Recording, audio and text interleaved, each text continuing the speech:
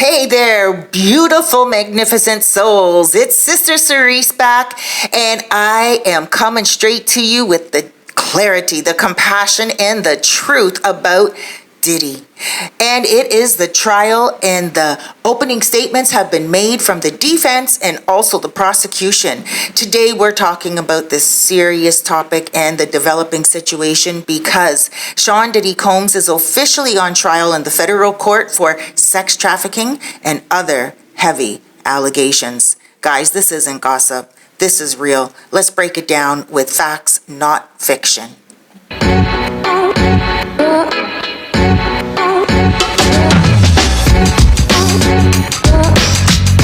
All right, the trial began today, May 12th, 2025, in New York City.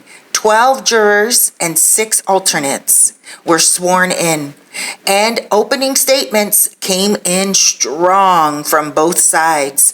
Diddy is facing accusations of running a criminal enterprise that allegedly included sex trafficking, drugging, and not only drugging abuse, and more spanning over 2 decades. That's 20 years of testimony that is going to be coming out. This is no ordinary case. Prosecutors are treating it like organized crime, comparing it to racketeering cases where a person uses their wealth and influence to manipulate others into silence and submission.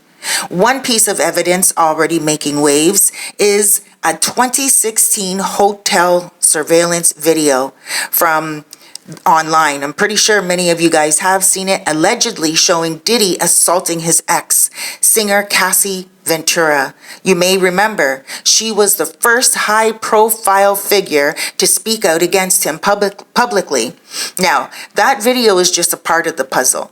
Witnesses have testified about what they called freak-offs, and they will be there to speak their truth on stand. And events allegedly arranged by Diddy, where victims claim they were drugged and forced into sexual situations. Ugh. One male escort said these encounters were orchestrated and that women were sometimes flown out or lured in only to be pressured, manipulated, or intoxicated before any so-called consent took place. Diddy is saying none of this was trafficking. His team admits to toxic relationships. They admit to things getting out of hand violently sometimes, but they insist that everything was consensual and personal, not criminal. Near the end of this video, we're going to talk about Cassie beating Diddy. Okay, so he's pled not guilty and remains in custody at Brooklyn's Metropolitan Detention Center. Bail has been denied multiple times and nobody knows why, which is rare for someone with his resources. Like, he actually offered up $50 million to get out of jail and they said no. But remember, being famous doesn't make you guilty, and it also doesn't make you innocent either. This is why trials exist, to uncover the full truth. This trial is expected to run for about 2 months, even maybe 10 weeks. Week 1 has full days from 9 a.m. to 5 p.m. and then shorter days going forward. Because it's a federal case, there are no cameras inside, but updates are coming through fast from journalists, legal experts, and people in the courtroom. More witnesses are lined up, and some of them might be public figures. Ooh, we are in for a lot for the next few weeks. People are wondering if names will be mentioned of a lot of the famous figures, and if more women will step forward. If Diddy will take the stand, we'll see.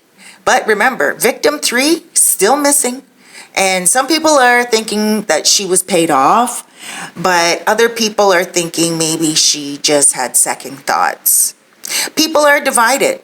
Some folks are saying, finally, accountability for the rich and famous. Others believe he's being targeted by the media and federal agents who want to tear down a black mogul.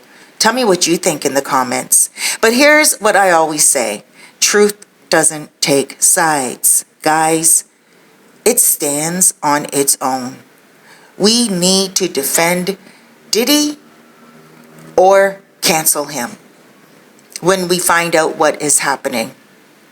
What we really need, though, is truth to speak loud and clear. If these allegations are true, then justice must be served. That's just how life is. If they're not, then let the man walk free.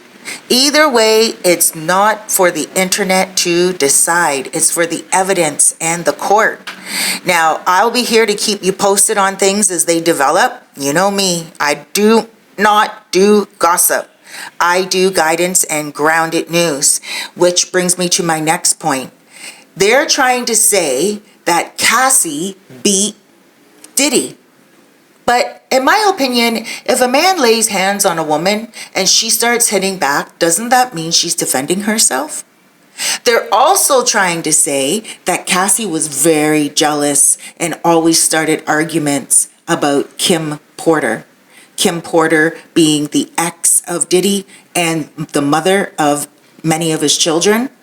Yes, they are saying that Cassie was very jealous of Kim Porter. But, I mean, that's not so surprising, right? Because Diddy always had Kim Porter around him. He wouldn't let her go at all. He apparently, allegedly, he bombarded her constantly. And he was, like, even violent to her in their relationship.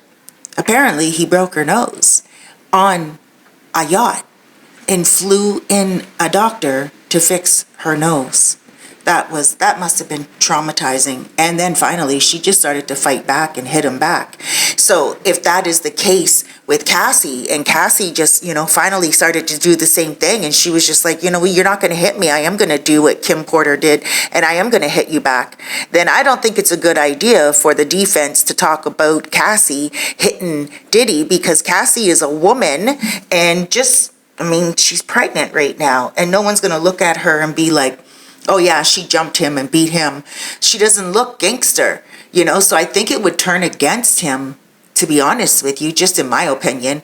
But the fact that they say that she was really jealous of Kim Porter, well, they were in a relationship for 11 years, The fact that she's coming out and saying that she was abused and he did her wrong and made her do these sexual acts is one thing. But another thing, there had to be a point where she did feel like it was a relationship, and maybe there were times where she felt like, hey, if I'm with you and I've decided to sacrifice my career and my life by being with you, then be with me. Like, you're either with me or you're with Kim. I'm not just this rock and roll whore. I shouldn't say that, but rock and roll hoe. There we go. And so, or hip hop hoe. There we go. That sounds right. That sounds just about right. She's not a hip hop hoe. And she was saying to him, look, I really do want love. I want respect. I don't want to be beat. I don't want to have to compete, and that's that. So there's a lot going on, but let me know your thoughts in the comments. Keep it respectful, guys. We're not here to judge, but we are here to learn, listen, and reflect. Until next time, I'm Sister Cerise, reminding you to stay aware, stay wise, and stay wonderful. Peace out, guys. Be good to yourself out there. Tomorrow is not promised, so make today count. Huge hugs, loads of love, and big blessings.